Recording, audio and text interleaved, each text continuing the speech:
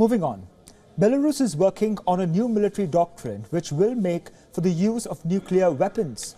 Now, the Defence Minister of Belarus said on Tuesday that Russian ally will put forth a new doctrine soon. The new doctrine comes amid the ongoing Russia-Ukraine war. Russia sent tactical nuclear weapons to be stationed in Belarus last year.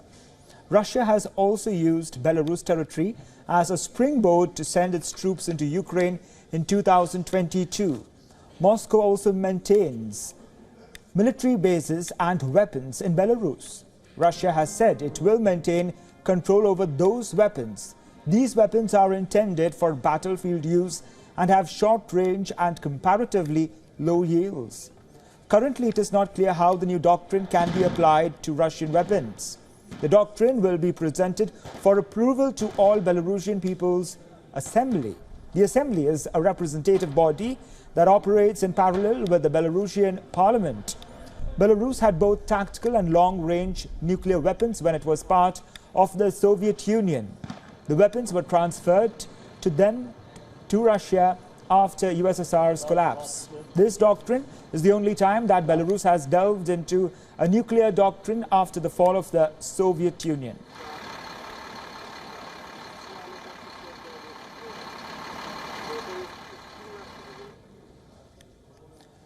We are now joined by Dr. Gilbert Doctorow, International Affairs Analyst, author and historian from Brussels. Thank you for joining us on the broadcast. My pleasure. My first question to you, how do you see Europe seeing Belarus's nuclear doctrine at this point in time?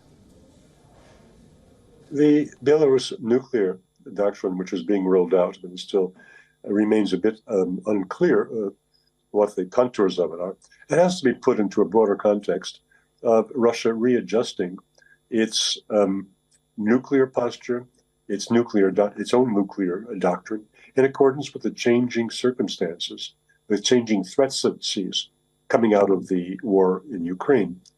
It has to be said that 2 days ago, Mr. Dmitry Medvedev, the former Russian president, during the period between Mr. Putin's initial time in office and then his continued time in office following the amendment to the Constitution, Mr. Medvedev, who was then a lamb, but as president, and very mild and sympathetic to the West, has become a rather fierce nationalist in his present incarnation as a member of the Security Council within Russia, and is a leading voice of conservatives. And he said 2 days ago that Russia was prepared to use tactical nuclear weapons in case it was attacked by conventional weapons that are aimed at its missile bases in Russian heartland. Now, this is a change of policy, or rather, it's a clarification of policy that has been coming for some time in baby steps. Now we're seeing the bigger steps. And why is this happening now?